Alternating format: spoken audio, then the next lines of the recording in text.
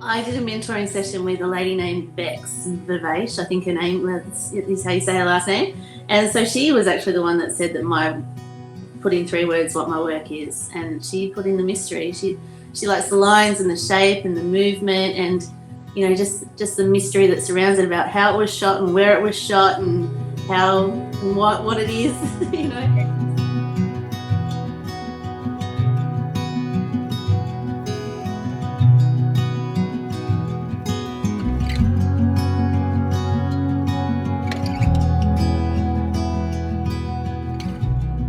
Well, I only shoot with my Canon 5D Mark IV. 35mm lens all the time just because I'm so comfortable with it. I do take an 85mm to weddings just so that I can get those close-up shots without having to move in front of the ceremony all the time. And sometimes I'll use it at the reception for the same reason, rather than getting right up in the couple space for speeches and dances. You've got that bit of space between. But otherwise, 35 all the way.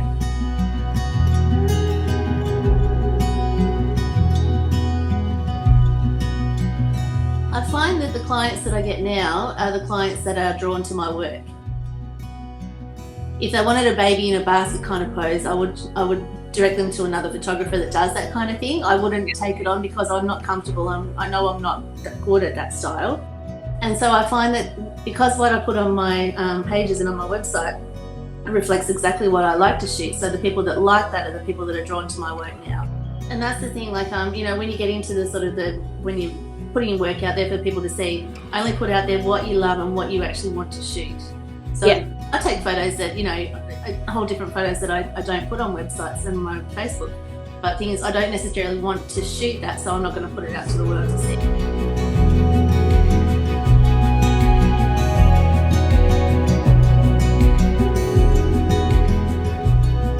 I do have like my personal Instagram and my business Instagram.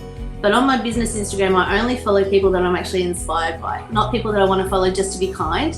People I'm going to look at and I'm going to go, wow, I love how they did that. I would love to try and have a go at that myself.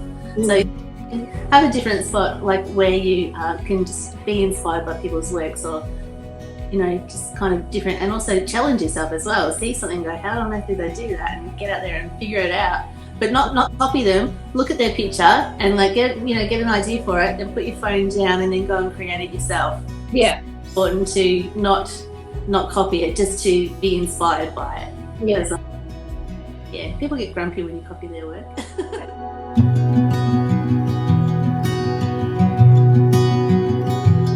Well, my girls don't necessarily want to be in front of the camera anymore, or they don't, funnily enough. So. And I don't want to put the camera down, so I need to be creative, and I need to be inspired, and I need to find something other than my own children to photograph when I go. So I thought I'm just going to try and have a bit of fun with landscapes. And so I went to Melbourne to see Isabella, and she was doing some stuff. So I just went for a city walk and took photos of stuff that I don't want it just to be a tourist snapshot. Something that's a little bit creative, something that's out of the box, something that's more fun. Yeah. That's cool. And so around here, are you looking for different locations? And definitely different locations. But another thing I like to do at every session is I like to create a slideshow. It's like introducing the characters. So you set the scene. So you take a location shot, and then you might take a shot of the leaves swaying in the breeze, or the grass, or a flower, and set the scene for where your session's going to be at. Yeah. And then introduce your characters. So it's like a narrative, it's like storytelling. What's something that you would tell yourself when you were starting out? Honestly, just to be true to yourself, and sometimes switch off from the Facebook and the Instagram, and don't worry about what other people are doing. Create stuff that speaks to your heart, that you want to create, something that you're proud to print. Like, if I see a picture and I say, would I print this? And like this one behind me, I'd go, hell yeah, I'm going to print that really, really big. Yeah. It sings to me, and don't worry about what other people are doing. Other people if you have to, just so that you can find your own voice and your own passion in your own creative sort of area, and go with it and make mistakes.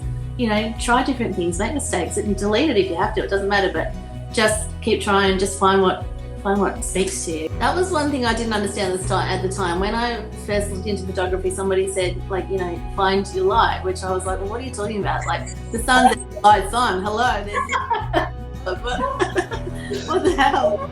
But now I get it. You've got to look at the direction. You've got to look at people's shadows, how shadows fall, how light can sculpt a person, or how light can be very, like I've got a light on in my room now, giving probably nasty dark shadows under my eyes, which is, that's not what you want in a photo. So you've got to find flattering light, and you've got to look for it. You've got to play with different directions and different times of day to find out where that light source is coming from. Yeah, and that's the first thing that you'll do when you're out on the shoot. Absolutely. It's all time of day. It's all about where that sun is going to set, and that's where I place my people.